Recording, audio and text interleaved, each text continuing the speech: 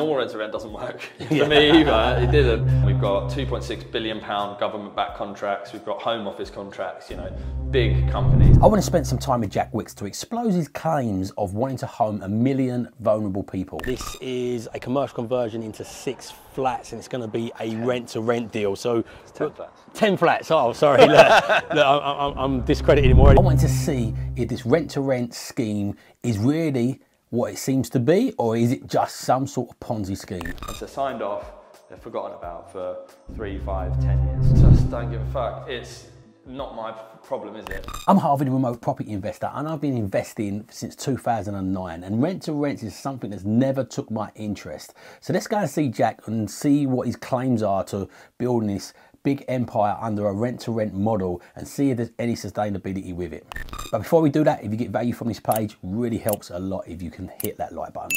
So I've just turned up here on one of Jack's projects at the moment. This is a commercial conversion into 6 flats, and it's going to be a rent-to-rent deal. So it's 10 flats. 10 flats. Oh, sorry. Look, I'm discrediting him already. I told you I'm going to expose him, didn't I? But Jack, look, biggest questions I get. I do social housing a bit myself. So guess first question I get asked all the time: why rent-to-rent and not own these properties? Because it allows cash flow. But equally it allows us to house people for less money in a much quicker time frame. If we purchase, it's 3 months, renovations, getting people in, you're looking at 6 to 9 months. With a rent to rent, it could be a matter of a week. Yeah, really, really valid stuff as well. I didn't think of that. I remember hearing that from you first of all, thinking, I like owning it, but that time scale of conveyancing and everything really, really does push into stuff like that. Right, so one of the questions I've got for you as well, Jack, so have you got any properties in this area already? No. So one of the things that I usually train people on is like, right, get in the area, stick to it, get to know it. Why would you scattergun across the whole of the UK? Have you been here? No, it's, we like social housing because it's scalable. We don't need to be in the area, and the main reason is because they're managed. Right. So they're managed, it's a fully repairing and insuring lease. So once they're set up, yeah, there's a bit of a ball ache sometimes getting the works in and stuff like that. That's the main hassle, but once that's in, done, sorted, once they're signed off, they're forgotten about for 3, 5, 10 years. So we don't need to worry too much. Yeah, it makes perfect sense. So that's my big worry when you're around getting the trades. I guess front end hassle, but for long-term gains from that. It's a big question I get posed all the time is homing refugees. Somebody even said to me online the other day, somebody who shouldn't be here, homing people that shouldn't be here either. I thought it was quite funny, to be fair. Yeah, it's quite good. But yeah, what's your thoughts on that process of the influx of refugees, the impact that's going to have? Like, what's your thoughts around that? Just don't give a fuck. It's not my problem, is it? Ultimately, the government have decided to house these people, quite rightly in my view, as have other countries, to clarify, but this is what they've been given, and therefore they need homes to get these people out of hotel rooms. Those hotel rooms are costing around £65 per night per person, and are completely not fit for purpose. People who have come over and whatever reasons, and whether people like it or not, they're getting a whole family housed in a Holiday Inn, and it's just not suitable, and it's costing such a large amount of money. When they come and rent somewhere like this, we're around 25% of the cost of that to the taxpayer. Yeah, wow. So we can make a model work for us financially, we can house people that need it and save the taxpayer money. So that's one of the biggest things I get is it's costing the taxpayer. You're taking money away from taxpayers. You're taking homes that the money's already there. The tax is being divvied out. This contract exists. We're not taking it. It's there already, and it's being offered out to people. Someone's going to take it. Yeah. That's the fact. I think the mindset what people got though is you're taking it away from local people or stuff like that. But I'm with you. Look, you get 1 in every 10,000 person that comes through as a refugee that might be a wrong 'un. You've got probably 2 in every 10 people around here, so I'm not far from here, that are wrong 'uns. Local, you know, like you get good and bad everywhere. I think obviously badness shouts louder than goodness. I think these people need homes, they need refuge. Well, we should be taking these in. I don't think it's a bad thing. My dad's from the Caribbean, so we didn't take foreigners in. I wouldn't be here now. Well, people moan about it, but what are they going to be eating on a takeaway if we didn't have refugees in the old days? They'd be the most bland food in the world.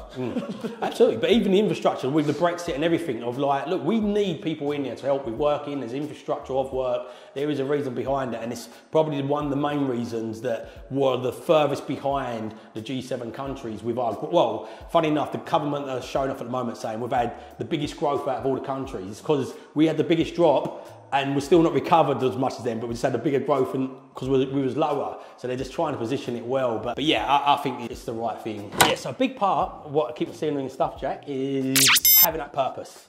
doing stuff what's for purpose. Is this a purpose-driven mission, which a lot of people are going to be thinking, or is this just a line Jack's pockets mission? Do you know what it is? I think purpose is a funny one. Sometimes you have to find it. You know, I wasn't homeless. I didn't have that backstory where I'm now like trying to help the homeless. But what I did was looked at our business model, which solved problems at the time, which was managing tenants and having consistency of income. And then I got bored. And then I looked into who we were actually housing and looked into what was going on in the world.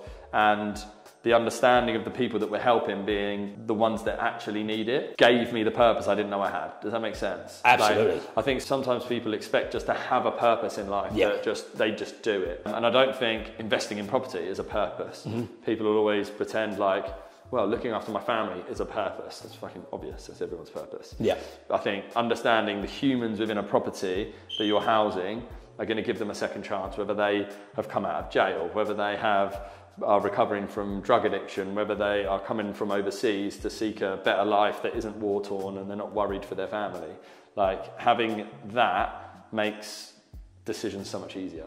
And it's also made it so that our business is less financial. We give a lot of our money away to investors so that we can bring more investment in so we can house more people. And I think having that 1 million people goal has made loads of our decisions way easier, because as long as it aligns with that main goal, it's a done deal.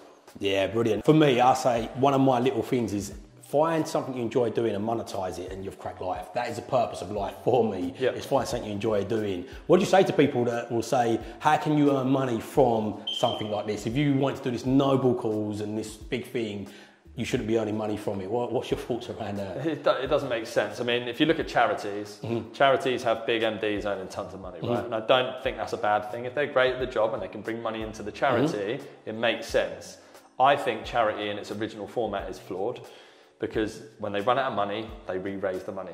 It's the only way of doing it. With our model, we're creating a business in which we'll continue to recirculate the money. So the more money we earn, the more we invest. Therefore, it creates more money and more homes and more people are housed. So we're creating something that at some point will just be circulating, and we won't need to borrow money from anyone. It will just continue to do it itself, which charities just can't do. Yeah. So again, another question I get, like people, big thing in property, especially people trying to sell courses, passive income, like property is fairly passive. It's nice to get reoccurring. I think it's more of a recurring income that don't take you on 9 to 5 efforts, but most property investments are not fully passive. You have to do something. Even if you've got a managing agent, that the boiler goes down. I've got my own managing agent company, like lettings company, so my team still have to come to me to say, your boiler's broke. That's too much money for that boiler, go and get a cheaper one, please. Like, so I still have to have some sort of level of involvement. It's not like a 9 to 5 job, but it's not 100% passive. People talk about these deals as being passive. What's the differentiation? Are they really passive? Yeah, I mean, they are. Once they're signed off, so it depends on your classification of passive, right? I mean, we like the model upfront work, job done. Yeah. That's what this is. You get it signed off. Once it's signed off by the housing association, they take full control of that property after that. They pay you every month. Any problems, any issues, they deal with it themselves. Okay, and has there been any issues with payments from these companies? I've heard some horror stories in the past that companies have collapsed. I think G4S collapsed. They used to pay everybody 2 or 3 times multiplier of what the rent should be, and surprise, surprise, they run out of money. That's probably why. We look at the contracts and we take the biggest ones. Yeah. We've got £2.6 billion government-backed contracts. We've got Home Office contracts, you know, big companies. There are loads of little ones that aren't worth the paper they're written on. And ultimately, the contract is as good as it can be. That's all you can go off of. So no, we haven't had any issues. We've been paid once they're signed off. That's the difficulty sometimes. It's not that easy. The whole, like, otherwise everyone would do it. There is a slight issue. They're under-resourced, these companies. And therefore it can be difficult to get them signed off. But the more you work with them, the better that you get with that. And then once they are signed off, you're done.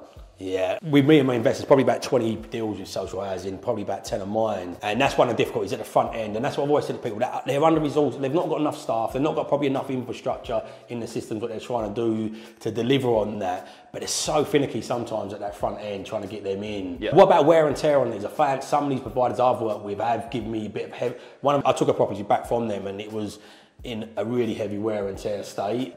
Are these inspected? Have you gone full cycle with this yet? And we haven't at this stage, but we've spoken to enough people to understand what they consider is and isn't. Yeah. And ultimately, these are 10-year contracts. So worst case, if you factor in a new carpet throughout a property at the end of a contract, is going to be the worst case scenario, then it's not that bad. Oh, absolutely. Somebody said it to me the other day, funny enough. I bought a property for 56k. I've got guaranteed income on it. I think giving me about £1,000 a month, guaranteed income, just the mortgage, everything's covered. It's 10 years. And I was like, you're going to leave that in a state? I said, mate, I'm going to probably earn 90 grand at this property over the next 10 years. So without showing off, they'd have to knock the building down before I'd be, like, even if I've got a 20 grand refurb at the end of it, I've had 9 years worth of passive, might wipe out 1 year's worth of income, but I've had 9 years worth of passive income. It is very passive. People fight you on these things and try and find holes in stuff.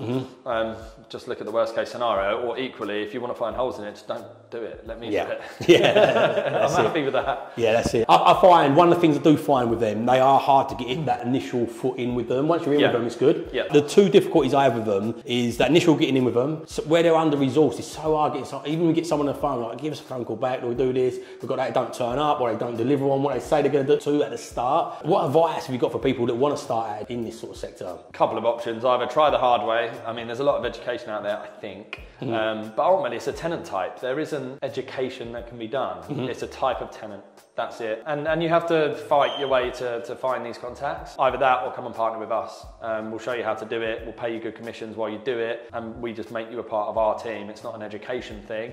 We actually pay commissions whilst we teach you the ropes and how social housing works. You're pretty much putting your money where your mouth is on this, Jack, aren't you? You're all in. You've sold your house up. You're in. Like, tell us a little bit about it. I still don't own my own property. I still rent to this day. And the amount of lashback and people go, it's better to own your own property. And I get what people say. Look, if I lived in the north and I could put down a 30k deposit, I would buy a property tomorrow. But the reality is, to buy a house around here where I am, I'm going to need best part of 200k. There's implications for me. I still own 14 properties in my own name that I've not got out yet, so they would get destroyed on tax. There's loads of implications. But anytime I've got any sort of capital like that, I'm like, house that I'm going to pay a mortgage on, invest it. Slow second. Don't get me wrong, eventually I will buy something for myself. But I just want to compound, get enough income first. But what was your thought coming from the other angle from that? You owned a property. And then sold. Like, how was that emotion going through selling? Obviously, you've got a wife and kids. It was an easy option for me in the end, because what you always find, and everyone can sit there and say, well, I own my house, I love it. You don't love it, you've settled, because that's all you could afford. So that's what we found. We were in an area we didn't really like, in a house that was too small, and we were paying for it, and we had all this money tied up, and I was just sitting there every month, even though it was 1,500 quid. And again, we're based in the south, so the costs are high, stamp duty's high, monthly costs are high, and we weren't happy with it. I was always wanting to do it, but I wasn't sure, because I didn't want to go put it into an HMO that could have an empty room and then we not be able to pay the rent anymore. The minute I got social housing, which gave me the guaranteed income, it was decision made, and we live in a house worth 3 times the amount of the house we owned. And we also worked out now, because of interest rates, that if we were to buy that house we were in, we'd be £250,000 in cash in form of deposit and a stamp duty cost, and it would cost us double the amount on a monthly basis. So we put 1 month deposit in, and we're paying half the amount. And then when my boiler goes wrong, or I need something done in the house, I pick up the phone to a landlord and they have to do it for me. It makes no sense to me to own a property right now, at all. It would cost me way more money, give me way more stress, way more hassle, and whether I'd even get a mortgage, who knows, on a personal property, because they want how big your dick is, as well as all the other measurements. And that's what people don't think. I think a lot of people that fight back on this are the ones in the north who are like, yeah, but rent's 1,500 and my mortgage is £1,000. That's the case on the lower end properties in cheaper areas. If you go somewhere like Surrey, Berkshire, London, all these areas, you're looking at, to live in a decent 4-bed, you're looking at £500,000 minimum money. Minimum money. The house we sold was 450, and it was a end of terrace 3-bed in a not so desirable area.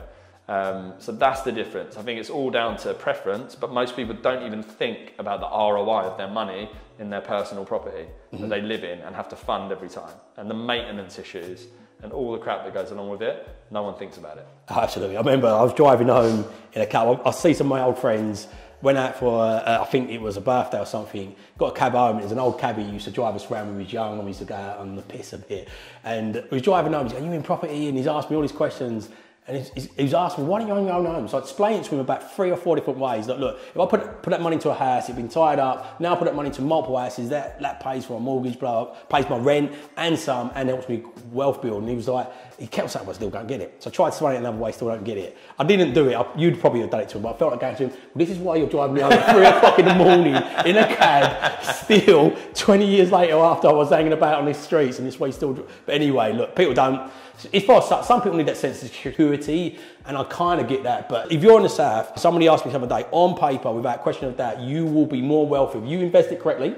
You'll be more wealthier if you put that into investment over the long run than you would if you buy your own. I don't agree that it's a level of security because it's not secure. If your mortgage goes up 3 times and you can't afford to pay it, it's not your house. It will be removed from you. Absolutely, yeah. And people are always like, but what if you can't afford to pay the rent? It's the same thing for the car, for any other thing that you own. If you can't pay it, it ceases to belong yours. Yeah. Become yours. So if anything, if all of a sudden my income drops, well, I'll serve notice and go and rent somewhere cheaper. You try doing that on a house you can't afford to pay the mortgage on. If the market's on a downslope, you can't just sell, and it takes 3 months to sell, and it might fall out of. And how many mortgage payments are you going to miss in that time? Yeah, absolutely. There's the fluidity of being able to move, and if you want to move country because England's a shithole, then you can just do so. You can drop it and you can go, and you have the flexibility of doing it. Yeah. Again, kids' schools. If you need to move because of a kid's school, you just drop it, move. Yeah. And you've got all that time. The whole main point that we're trying to make is that rental is being paid by someone else from the investments we made. We're not just putting money down the drain. This is the main thing I get. Money down the drain, you're just paying someone else's mortgage. Yeah. Well, yeah, I am, but then I'm having someone else pay that mortgage. It's not me directly. Absolutely. I've invested and they're paying it. So my monthlies are non-existent. I don't pay for my month-to-month living in that property. It's done, it's free. So Jack, you come from a rent-to-rent background as well. I've never been interested in rent-to-rent. I can see it work. For me, it's like figure out what works for you and do what works for you instead of works for the person trying to sell you a course. For me, it's never worked for me. But you got out of the rent-to-rent and then back into the rent-to-rent. And I must admit, it was you that shifted my mindset and looking more at rent-to-rent with this model. But how do you compare normal rent-to-rent to social housing rent-to-rent? Normal rent-to-rent doesn't work for me either. It didn't. I think it worked at the time because I needed cash flow. Yeah. But then I'm actually doing a video about this exact thing, is that what tends to happen is the profits then go into the next deal and the next deal and the next deal. And then you don't see any of it because you're just reinvesting these monthlies. And then you get voids, and then you get maintenance issues that come through, and all of a sudden you're working your bollocks off for not all that much money, and it's super stressful.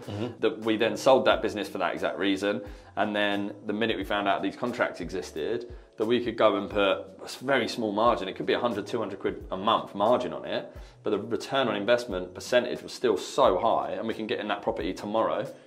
It made total sense to get back into it because all of those previous issues that made it a non-viable strategy are fixed just with the contract that we have with the social housing companies. Yeah, that's the thing that worries me with rent-to-rent and SA as well. It's like the fluctuating energy bills, the void periods.